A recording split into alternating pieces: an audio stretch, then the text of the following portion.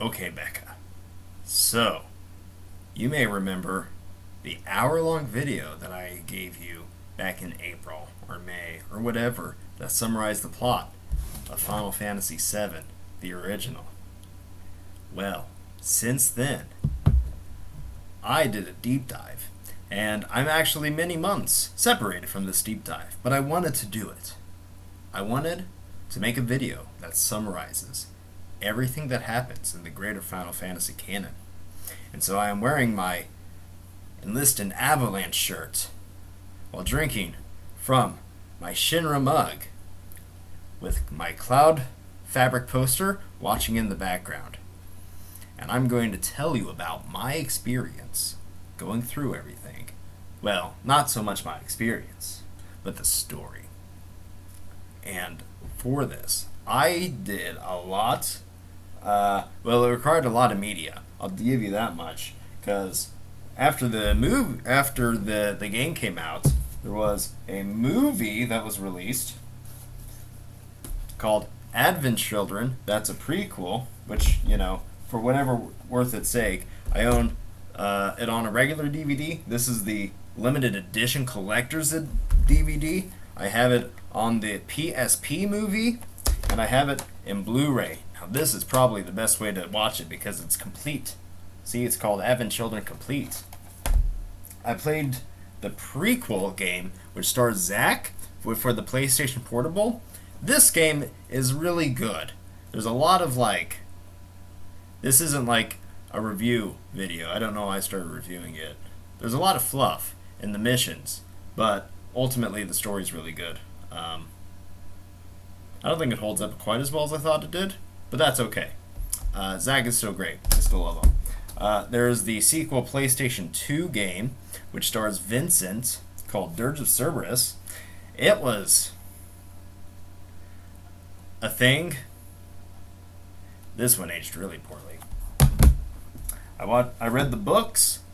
So this is a collection of short stories about what happens to the characters after Final Fantasy VII, before the movie.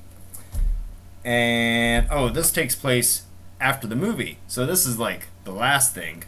Also, this book, which also takes place after the movie. Sorry, after the game, but right before the movie. It actually leads into the movie.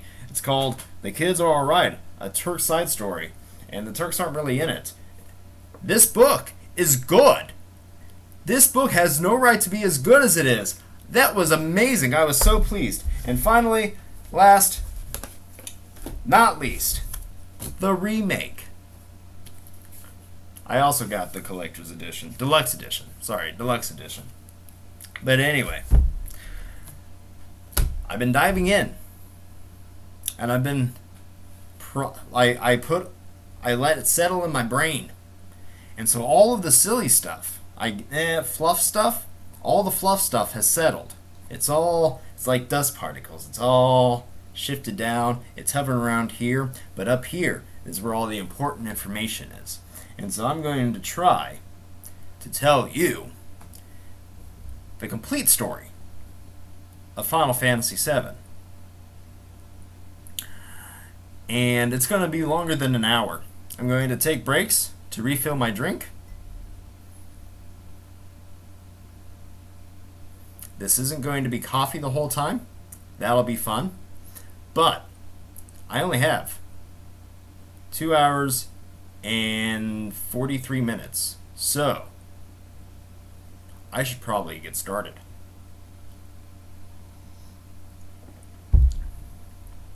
Take notes. You might need them. So, 2,000 years ago, the world is covered by people called the Cetra. Now, the Cetra are connected to the planet. So they have a connection, and they're able to speak to the planet, and the planet speaks back to them. And they're in harmony with the planet. And inside the planet is this thing called the life stream. And the Cetra are able to tap into it for magic purposes. So it gives them the ability to wield fire and lightning and ice, and in some cases some really weird stuff. like spin their swords really hard. I'm looking at you, Crisis Core. Okay, anyway. Yes. So materia. So magic called materia. When it's condensed, it's materia, but when it's flowing through the planet, it's called Mako. I don't know if they called it that, but we're going to assume they did, because languages do not change over 2,000 years. We know that as a fact.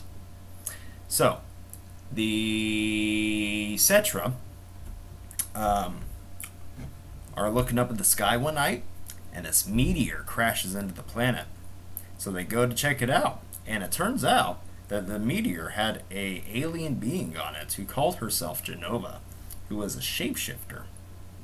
And Genova started poisoning the Cetra, and kind of like corrupted them, made them beasts in some cases. Yeah, crazy stuff. But at the end of the day, I don't know how long it was, but they eventually trap her. They trap her in like this ice crystal. But there's a huge crater where her meteor hit the planet. But she stopped. She is like put away. But in fighting her, so many of them died that they start like their numbers decrease because around this time humans start like populating, and I don't know the difference between the Cetra and the humans. They can have babies together, so I imagine it's not too much. Maybe humans are just unmagicked, Cetra. Anyway, so 2,000 years later, nobody really knows about the Cetra. They're like fairy tales. But there are a group of scientists who are studying them, and they call them the Ancients, because they lived a long time ago. Okay, so, oh wait a second, I did make notes when I first tried this 3 months ago. I'm gonna see if I can follow them. They may not make sense to me. Okay, alright, okay, so the planet helped the Cetra. Well, tried to help the Cetra defeat Genova, and it created a bunch of massive machine bio machines called weapons. There's a lot of them. They'll come up later. They don't really play to the story too much, I guess. But we fast forward almost 2,000 years, but it's about 50 years before 2,000 years. And there's a weapons company called Shinra. A young man has recently inherited from his father, and they find Mako. They find the life stream energy in the planet, and they realize that they can suck that out and use it to power things like light bulbs. Now the problem is that the life stream is made up of all of the dead things on the earth, all of the spirits, all of the souls, including their grandparents and trees and cats. Evolution apparently worked very similarly on Gaia than it did on Earth, because there are cats and dogs and birds. Also, a lot of other things. Anyway, so there's this doctor who is hired by the Shinra company to study the Mako and whatnot, and he's kind of an expert on the Cetra as well. His name is Gast. There's a bunch of these doctors that pop up around this time, but ultimately we're going to focus on Gast, who was who consulted a man named Bugenhagen, who lived in a place called Cosmo Canyon, and he doesn't show up really for like 57 years, but the name does pop up. Also, there's around this time, Mako reactors start popping up all over the planet, and they're like withdrawing the light stream from these in order to run the light bulbs, and probably vehicles as well. Actually, yes, that is true. They do run vehicles off them as well. Before this, they had coal, because coal is also a resource in this place. Okay. So, yeah. Shinra, the Shinra company, rebrands itself as the Shinra Electric Company, Electric Power Company. They don't just make weapons anymore.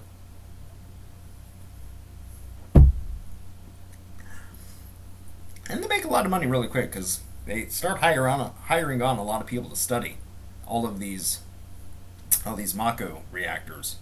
Um, yep. So also about this time, so when they start doing this, they discover Genova buried. She's kind of cocooned in Mako. So I guess it's materia technically, but she's cocooned, and they're like, "Oh, hey, it's a Cetra. It's an ancient," because they don't know. They're idiots. Um, they start doing research, and a number of scientists who do this research, they're kind of important in the grand lore of it all. So there's Dr. Gast, who oversees it. He's known for his mustache. There's Hojo. He's also important. He's going to come up quite a bit. Um, there is Lucrezia Crescent, who worked with a scientist called Grimoire Valentine. Excuse me. Um, and also, what are their names? Gillian. There's Gillian, Hewley, and geez, there are so many of these. Okay. I did not make good notes. Hollander. I'm not actually counting in my head. Um, so, so all these sciences are coming together and they're studying this. Dr. Gass is leading it, but as he talks to Bugenhagen, he starts to realize that, oh hey, maybe this, because Bugenhagen, I don't know, he's like really smart. He knows a lot of things. He has a giant telescope in his house. I don't know. I don't know how he knows what he knows. He just does. I guess he's like tapped into the planet. Maybe he's a Cetra. No, he's not, because Gast actually runs into the last Cetra. So he like abandons Shinra. It's like, this is actually pretty immoral. I don't like what we're doing. I'm gonna go. And he leaves, and he finds the last ancient, and they end up like falling in love. And I'm gonna get back to that. So also about this time, Grimoire Valentine dies in an experiment being done by Lucrezia, who is looking at Mako, a very special Mako, Chaos, and the thing that controls Chaos. The materia is actually called Chaos, and it turns you into a vampire.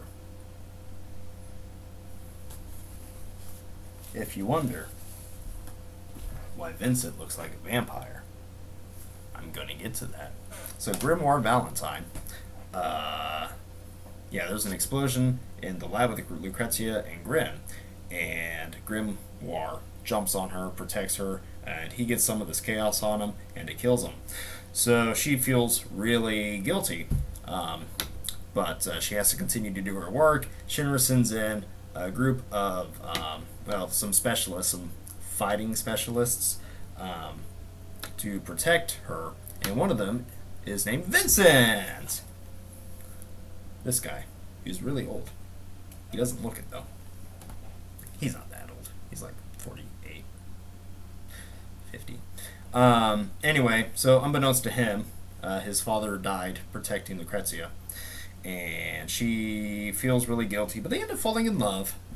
And Hojo, but she feels guilty, and so she like abandons it. I think he proposes. She says no. Again, because of guilt, she runs into Hojo's arms, and I don't know if it's like for experimental purposes or whatnot, but they end up having a baby. But before I go into that, I also need to talk about Dr. Gillian and Hollander.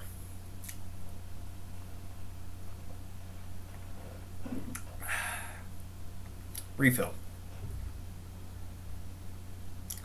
I'm going to be back.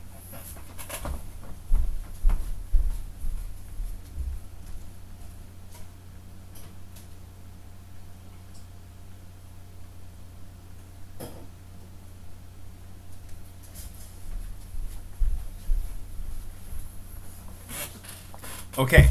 Also around this time, there is, like I said, Gillian and Hollander, and they also go the Hojo Lucrezia route and decide that Gillian is going to get pregnant.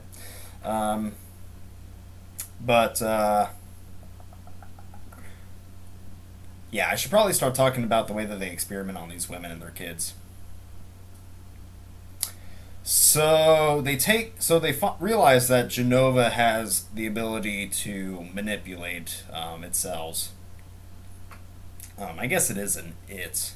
It has the form of a female, but it's a shapeshifter, right?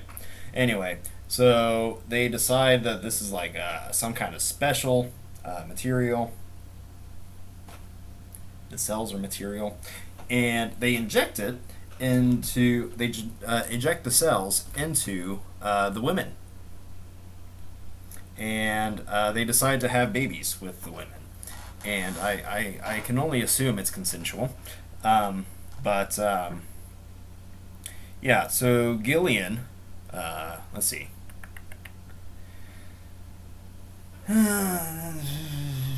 Cells in the pregnant body. Okay. Okay, so these are called Project S and Project G. Project G stands for Gillian, and Project S stands for Sephiroth, and I'm going to get to that name. It's a very important name. Okay, so Gillian. Okay, so Genova cells were implanted in Lucrezia while she was pregnant with her baby Sephiroth, and cells were put into Gillian before she was pregnant, and Dr. Hollander impregnated her. Just a bunch of baby making. Anyway, so they then take some of Gillian's cells and put it in another child. So they put it in another woman. They never say who that woman was. But she's pregnant. They put the cells in the baby cells, and so these three kids are born with Genova cells in them, which, yeah, makes them really, really strong. But I think before I can talk about that, I also need to talk about Gast again, the guy who was like head of the program before he pieced out and put Hojo in charge. So Gast falls in love with the last Cetra. Her name is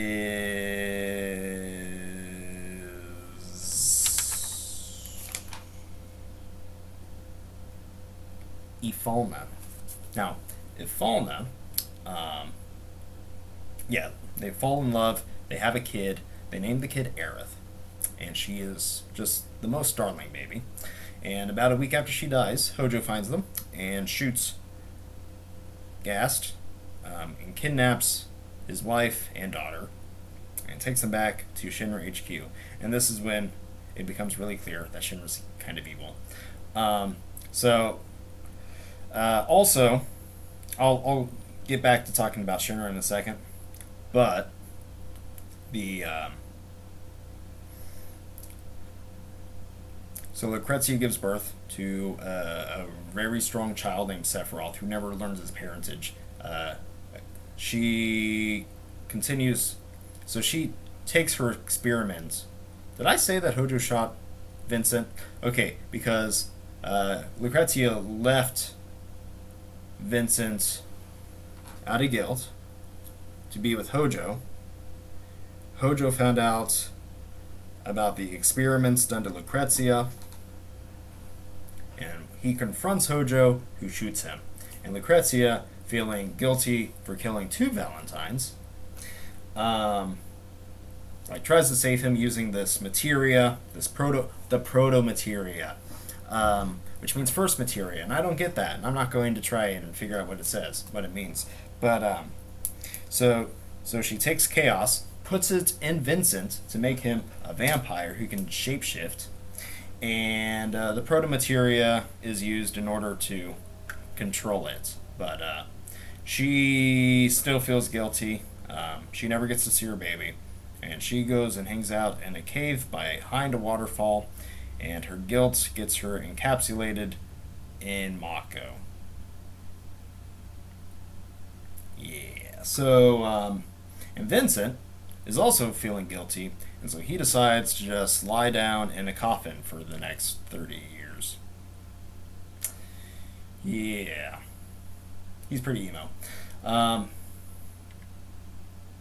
this is all happening in the basement of a mansion in a town called Nibelheim, which comes back. It all comes back. It all comes back. But okay, so we have the two other kids. So Gillian's son, his name is Angel, like angel, and the baby who had the Genova cells put in him, um, that were taken out of Gillian, is called Genova. No, Genesis. Genesis. I don't know why I said Genova. So Genesis ends up getting adopted by a really rich family in a town called Benora, and Gillian kind of retires, like tired of this crap, and so she leaves Shinra as well. She takes her son with them, and she finds a good husband who raises Angel as his own, and Benora as well. They're poorer though, so Genesis is rich, Angel is poor.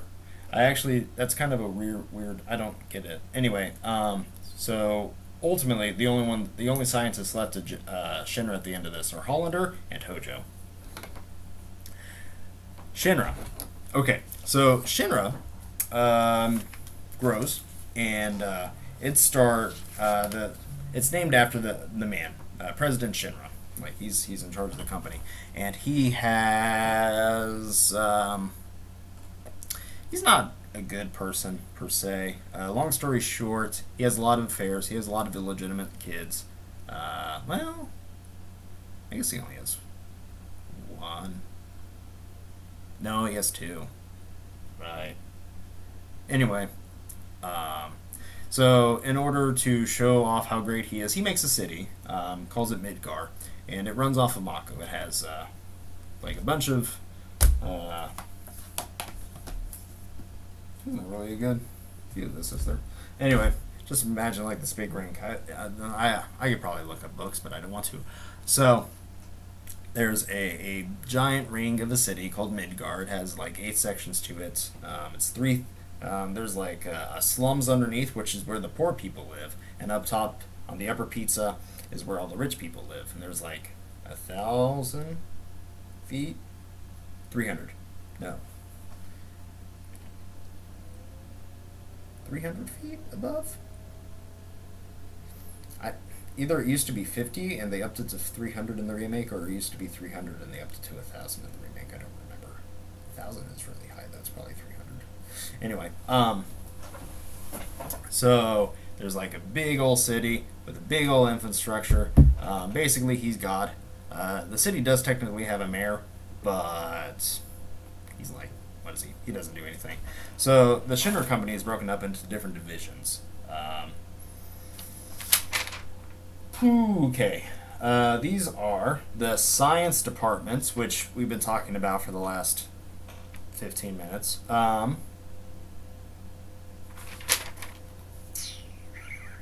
Soldier, which is like it's the army force basically, but the military force is different than the like regular protection force because they have like police officer like people as well. Public security, yeah, that's it. So the police force is public security. There's advanced weaponry. Sure, I'll just read off their leaders as well. So public security is headed by a man named Heidegger. Advanced weaponry is headed by Scarlet. Hojo is the charge of research and development. Reeve is in charge of urban planning. There's again the soldier who is headed by a guy named Lazard, who ends up being Shinra's illegitimate son, and Special Investigation, which is headed by Veld. Now, the Special Investigation get rebranded as the Turks later on, but that's what Vincent was. Vincent was in the Turks. Um, anyway, so yeah, while they're out there, while Shinra is out there trying to make these plants, Mako reactors, he ends up pissing a lot of people off because, yeah, he's kind of becoming a world dictator of sorts. He has a lot of money; it's like endless, but because everything ties back to him, it's a monopoly. I hate monopolies. Okay, I also don't like the board game Monopoly, but I hear that it's designed to make you not like it. Sorry. So, because they don't have many fans, a lot of people start attacking Shinra. There's one city called Wutai. It's, I guess it's not actually too far away from it if you look at the world map. But it's on the opposite side of the map, because Midgar's here and Wutai's over here, but it's a globe, and so they're actually like Wutai's here, right? Anyway, so Wutai, it's Japanese based. It's a Japanese games company, but so they get into a big old war. This is where Sephiroth, who has joined Soldier, the military force, becomes very heralded. He becomes a hero at like the ripe young age of 10 or something. You don't want to run the numbers on the age of these people. It's like really weird. I don't like it, if I'm being honest. Some of these kids are like 19, 18, and they have too much power for a 19, 18-year-old. But Sephiroth's really young. He's not even 15, and he's already out fighting against the Wutai. At the same time, you have terrorist organizations, eco-terrorists, who are upset that the company is draining the literal lifeblood of the planet. They go by Avalanche, and so they start attacking as well. And it ends up that Avalanche is funded by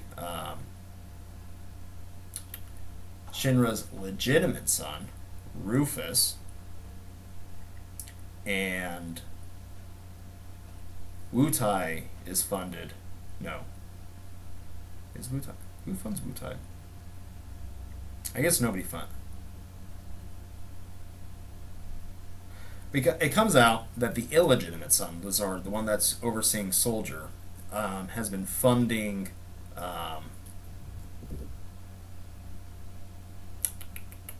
another thing. Okay, right. So Genesis. Remember, there's Sephiroth, there's Angeal, and there's Genesis. And so out in Benora, Genesis and Angeal hear about the Sephiroth fellow and how great he is, and they want to be like him. Everybody in the world wants to be like Sephiroth. And so they go off and they join Soldier. And Angeal's dad wants to like give his son a parting gift, but because they're poor, he has to work really hard for it. But he makes him this giant sword. It's a big old Buster Blade. It looks kind of like that, because that's what it is. Yeah, he ends up exhausting himself while trying to work back money to pay for the loan, and dies. And this becomes Angeal's like honor, sign of honor. His family honor. Honor is a word that gets thrown around a lot in this game. This is actually, we are currently in the prequels. We are in Crisis Core and a phone game. There is not actually a U.S. release of the phone game. There's a gnat. But somebody made it on the internet to the best of their abilities, and I played that. I did it for you. It was a slog. Okay.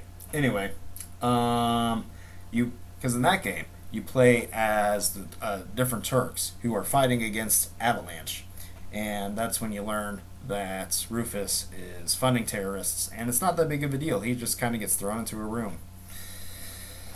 Um, Unlike the illegitimate son. Anyway, long story short, the head of the Turks. Is that gnat trying to go in my coffee? Can't tell you how many times that I have found a gnat in my coffee. Okay, so Veld, or Velt, it changes, honestly, depending on where you read it, is the head of the Turks. His daughter is the head of Avalanche. She has amnesia, I think. But he is. Oh, yeah. Join Avalanche. I'll get to this in a bit. We're still quite a ways off from that, though. So, in this time. Oh, and there's the space program. I didn't write down the space program. Who runs the space program? What's that kid's name? Palmer. Noted. So Velt's daughter, he thought she died. When I don't know what happened. It's really hard to piece it together because there's just a lot of information that seems contradictory. But basically, Shinra accidentally blew up a town. And she was in it. Also, he was in it. He lost his arm. But they rebuilt it. Which, like Star Wars, this rhymes with something that's going to happen later. So yeah, they rebuild Calm. And I probably should get a map out. I'm sorry. Okay. Let's see. Would it be the official? Yeah, it'd be in the official. Oh, here's Midgar. All right. So yeah. So Midgar's like here-ish. Calm's like here-ish. No. Yeah. Sorry. You can the desolate spot where all the life force is being drained out of the planet. That's Midgar, and that's Calm. But Nora's also around there, but that doesn't actually matter because it's not on the map because they retcon that. Anyway, so Calm gets blown up and she gets kidnapped by Avalanche or something. She's really powerful. They do experiments on her. It's all funded by Rufus. I think this game is happening at the same time as Crisis Core. There's a lot of things that contradict one another, but basically, it seems like every other day of the week, either Midgar is being attacked by Avalanche or it's being attacked by the Wutai.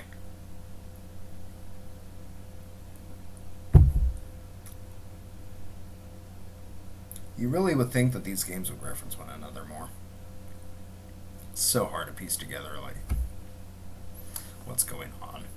Some people on the internet do it. Again, though, I think it's contradictory. Anyway, so Rufus gets locked up by his daddy. Doesn't matter how many people die because of it. He's still going to be the inheritor of the company once daddy dies. And oh, yeah, there's a Giants sparring match between Sephiroth, Angeal, and Genesis. And Genesis is like, he wants to be the very best, like no one ever was. I'm trying to do a Pokemon reference, and I don't remember the next little line. Something is the real test. To train them is my cause. I'm sorry. So, yeah, Genesis gets like this really strong.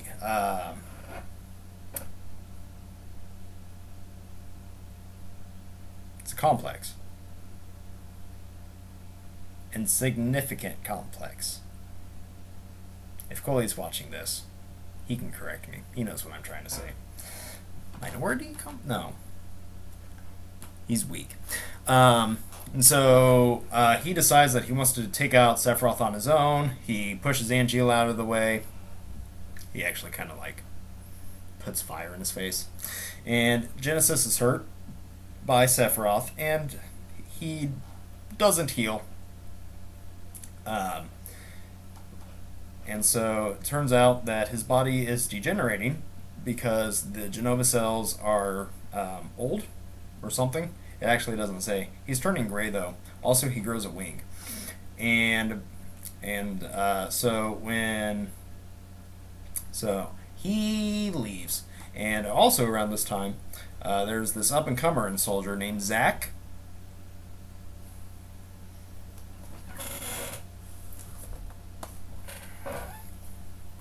This is most of his body. There's his face. But Zack is an up-and-comer.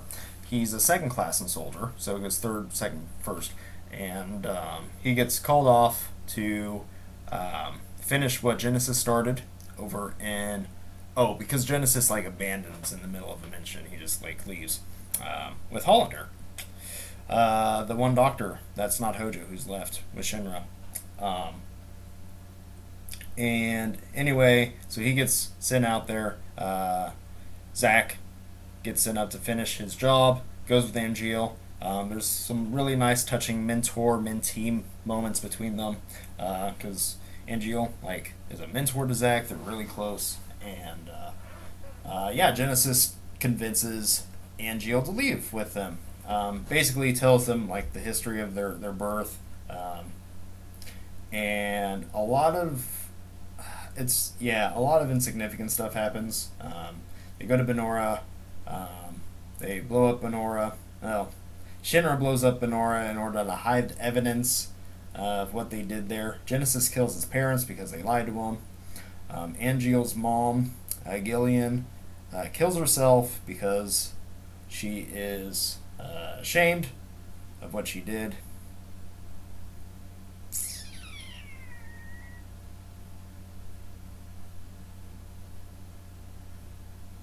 Yep. And Zack becomes a first class. Yay! While continuing to fight the Wutai, and occasionally Avalanche, and also Genesis clones. Because Genesis can clone himself because the Genova cells in his body allow him to do that. So Angeal starts deteriorating, and kind of sort of long story short, because I don't remember all of the... I'd have to remind myself of everything that happened. I don't want to be a huge use of time. But anyway, so Zack goes out, defeats Genesis. Angeal makes him fight him to the death, and then gives him the Buster Blade and tells him to always remember his honor as soldier. It's really touching. Angeal was good. Anyway, let's see. Zack goes off, continues to do chores for Shinra, runs into a lovely girl named Aerith.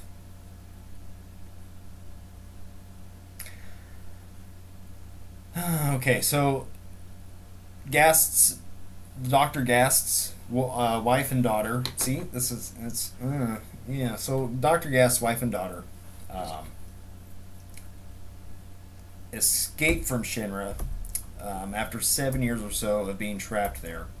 But Afalna ends up dying shortly later from injuries she took while they were escaping. And Aerith gets taken in by a lovely woman by the name of Elmira, whose husband was off in the Wutai War and ends up dying.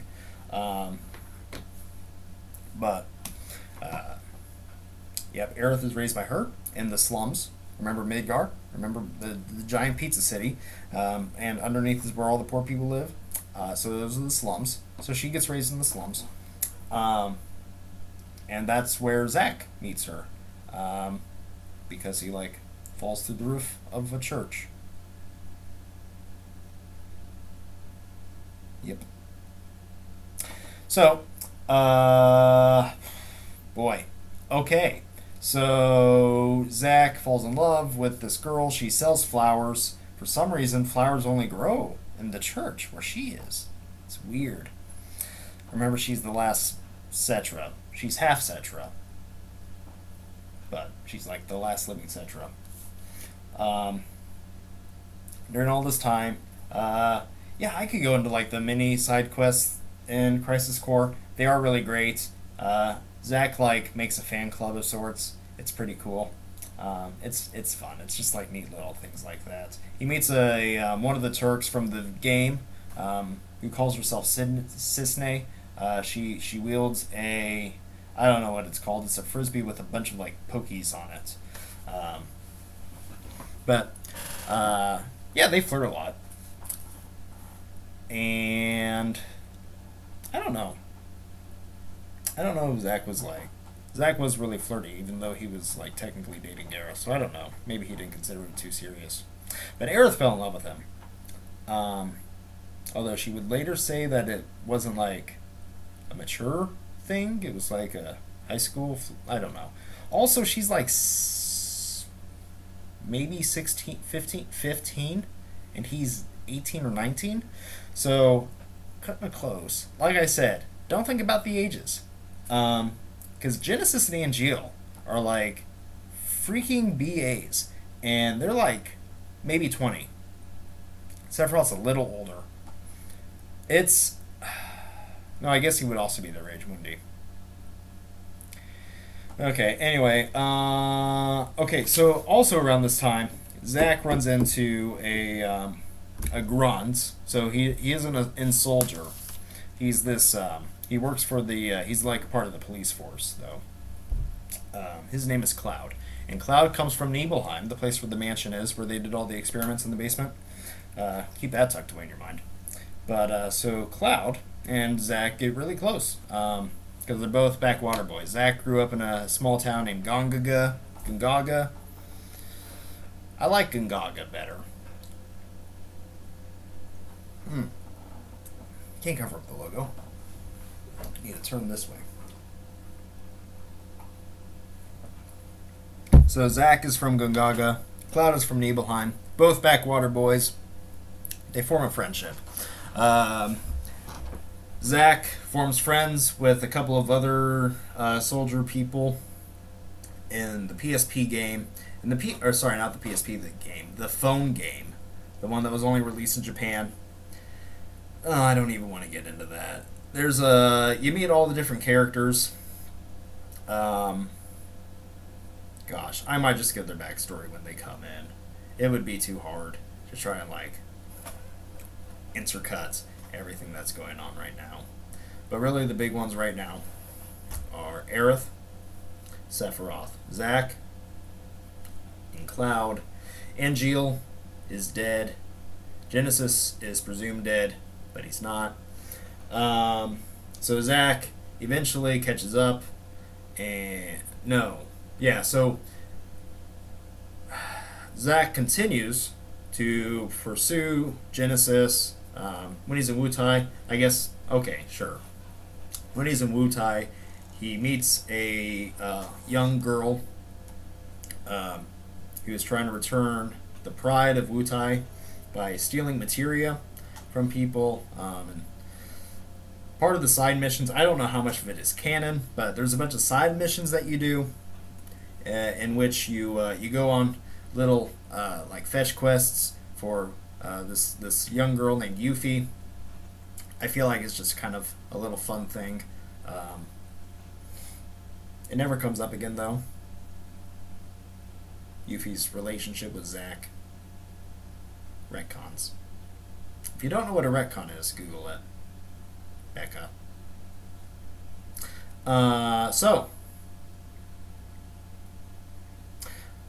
Sure. A couple of the Turks in this time are called Reno and Rude. They're I guess also Zung, Sung.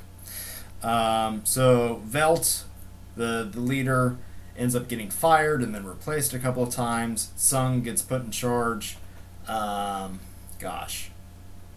They destroy Avalanche. One of the weapons, the big things that the planet created in order to defeat Genova way back 2,000 years ago. They fight one of them. It like wakes up.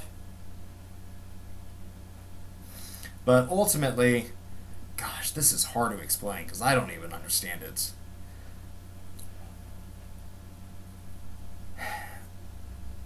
In order to prove that the Turks are loyal to Shinra, Sung is ordered to shoot Velt and his daughter.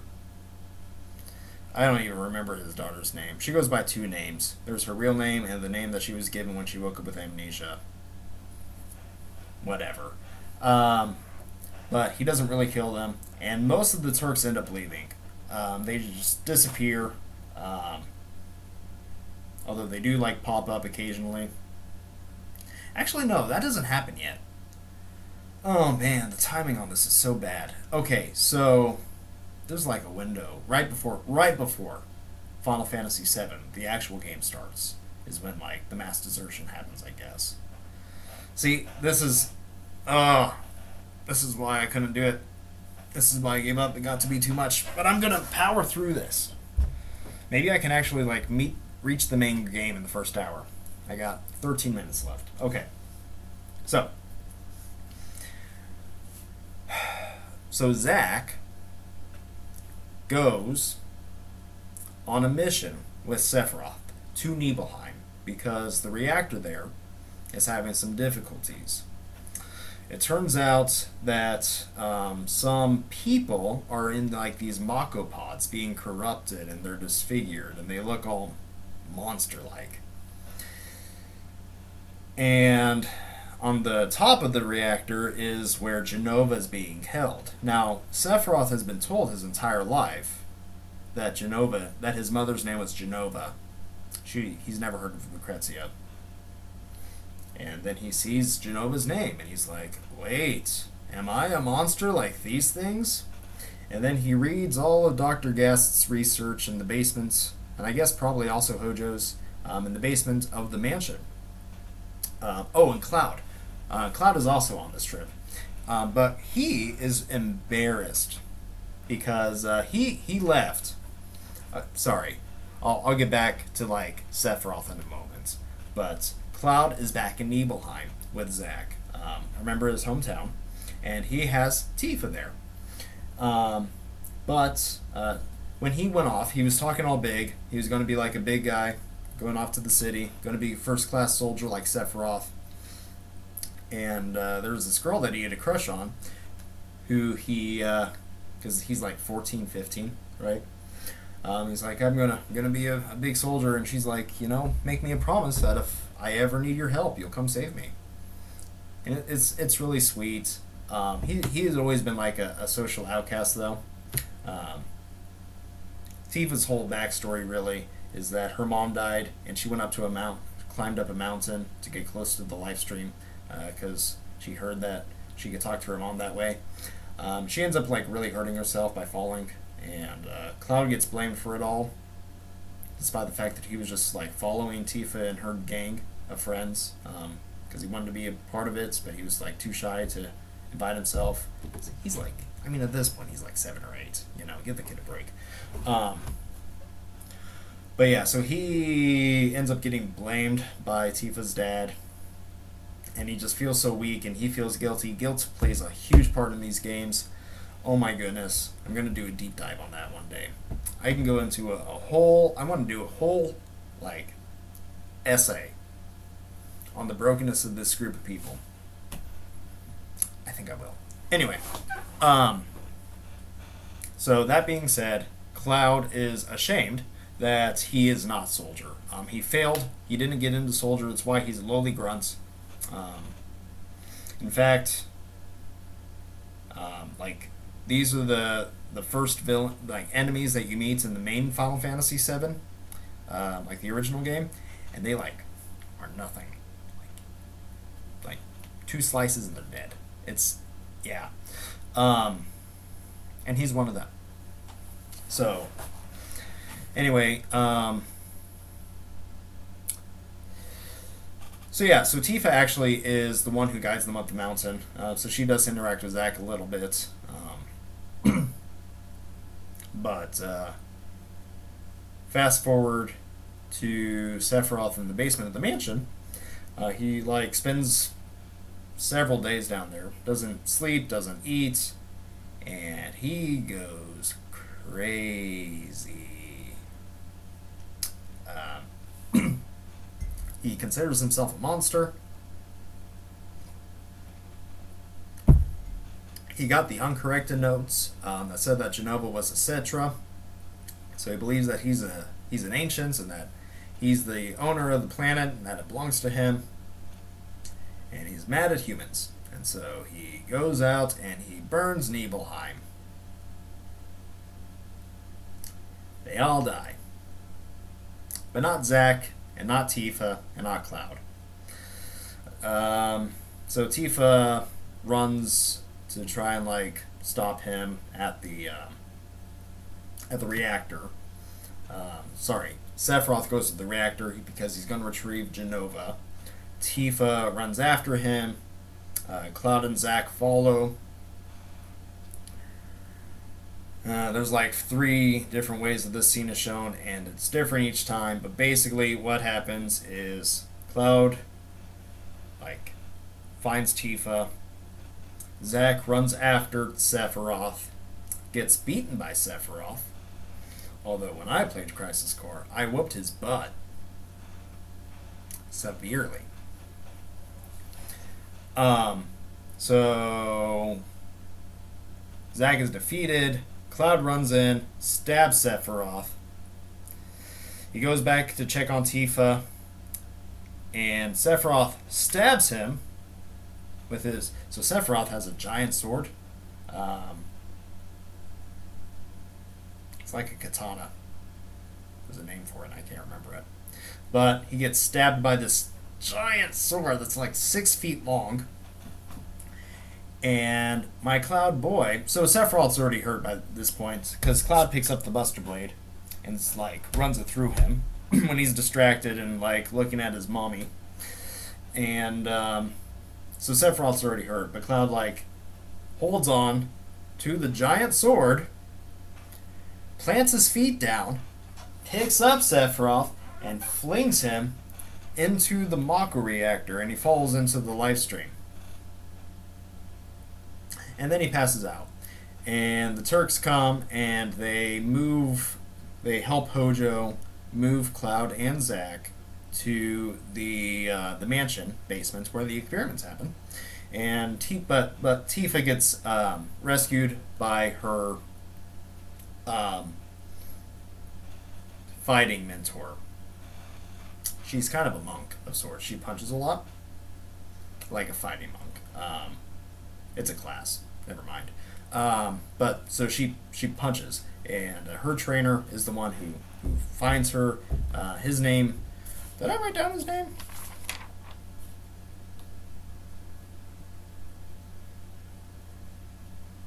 Jiminy.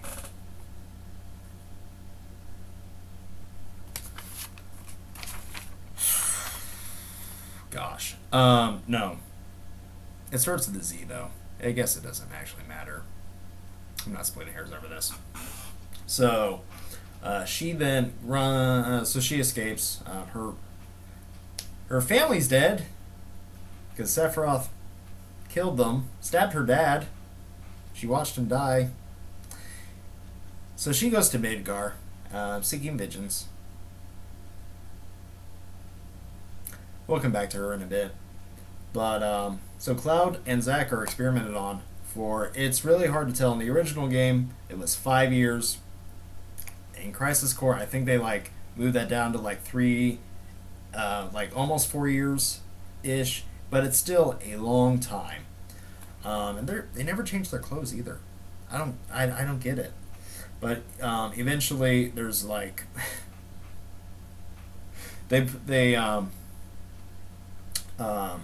So they do all the experiments on Cloud that they do with Soldier, which is they infuse you with Mako. It decreases your life. Your life. Yeah, just decreases your life. You live shorter, but you get really stinking strong. So that's why Zach's like strong. But Cloud also had a lot of adrenaline in him, and he was really strong too. So I don't know. Anyway, he also can survive really long height or really far heights. Um, Becomes really toned. Anyway, so experiments are done on them, but in the experiments they're also injected with Genova cells. Because Zach already had a high concentration of Mako in his cells, his body rejects the Genova cells, but Cloud accepts the Genova cells, which is really important because he goes into a Mako coma basically. He just gets like he's in it too much, and he's like out of it. So Zach is escaping. He runs into Cisne, his old Turk friend. They flirt a little bit. She tries to kill him. Feels bad about it immediately. The Turks end up like trying to help him. But during this time they also like make it to back to I think but the Benora village. Yeah, because there's like signs that Angeal is still alive. It turns out it's Lazard. Because when Angeal puts his clones in other things, they start to look like Angeal. So there's like monsters in Crisis Core that you fight with like Angeal faces, like little tiny like Angeal crests on their forehead like this. It's dumb, but I love it. But anyway, so Lazard, that's the Shinra's illegitimate son who was in charge of Shinra, feels bad for his crimes, because he was also funding Genesis, so basically everything that Genesis did to hurt people, killing people, which there was a lot of that, like he's kind of responsible for, and I might make it. So Benora, Lazard saves Zach from something, and Zach like goes off and has his final confrontation with Genesis. Genesis is like basically degraded at this point, but Genesis's whole thing is that he loves a play. It's called Loveless. It was like there was a poster for Loveless in the original Final Fantasy, and they decided to like take this poster and they ran with it in the prequels. But he is he's like he thinks that the play is real, that it's some kind of prophecy. There's talk of like three friends in it, and he thinks that the three friends refer to him and Sephiroth and Angeal. The guy's cuckoo. But there's something about the gift of the goddess in the play, and the poems from the play.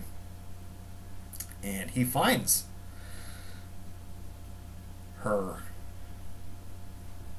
She is hard. She is one hard thing to beat. Let me tell you. Might be the hardest boss fight in the Final Fantasy VII series, actually.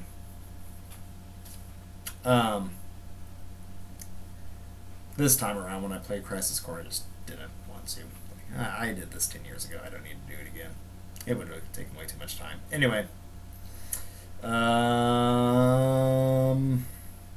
Yep. Zack defeats Genesis, even though the goddess heals him. I don't really know. But Genesis beats him. He's a lot easier to beat than the goddess Minerva. Her name is Minerva, the goddess Minerva. And, yep. Genesis, passes out at peace. He gets picked up by two goons and taken into the Shinra building. Their names are Nero and Weiss. I will get to them eventually. But, yep. The Shinra sends all of their grunts to go and attack, or go and find and kill Zack because, their evidence. Oh, also, in this time, remember earlier I said they rebuilt Calm? Well, they rebuilt Nibelheim. They rebuilt the town that Sephiroth burned down in order to cover up the fact that he had burned it down. So Nibelheim is here. Yeah, here. So, well, so they're trying to make it back over here from here because he really misses Aerith. He's been gone for 4 years. He assumes that she's still single and hasn't moved on from him. And she has like written him a bunch of notes and letters, I guess. They're all being collected by Zung because she's the last Cetra. Zung is basically tasked to keep eyes on her, keep tags on her, but they can't bring her in unless she wants to come in willingly. I guess it doesn't work unless she wants to go willingly. I don't know. He ends up falling for her despite being like at least 10 years older than her, knowing her since she was 8. So that's really creepy, dude. Song's weird. The book really like paints him in a good light, but anyway. So the Turks are trying to find Zack because they're friends with him before the Shinra troops do, and they fail. And Zack goes out in a blaze of glory. Like you get to play him in his final moments, and it's just like his memories of his friends are like going off in his head as he gets tireder and tireder and tireder, and he eventually dies. But not before giving the Buster Blade to Cloud and telling him to live for him. Zack tells Cloud to live for Zack's memory. And that kind of like snaps Cloud out of his daze, because he's like infused with materia. And so he kind of takes on the persona of Zack. I don't really understand why, but he was kind of always a weak-willed person anyway. And so somehow Zack impressed himself on him, or he allowed himself to be impressed, or it's the Genova cells and the way that they manipulate memories and whatnot. But Cloud enters in to Midgar, carrying a giant sword, the sword that was Angeal's, ready to be a mercenary. So he's going to pick up odd jobs and make a living that way.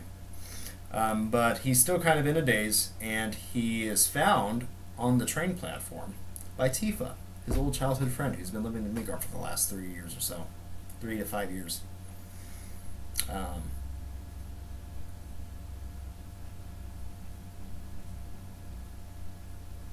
And that's where Final Fantasy VII begins.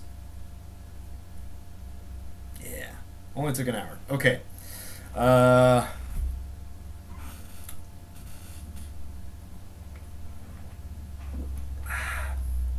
You know, I might keep drinking out of this. I guess I should stop. And I will be back to re-explain the plot of Final Fantasy VII in a lot more detail than last time. And if I think of anything that I missed, I'll add it in there too. Hopefully I didn't.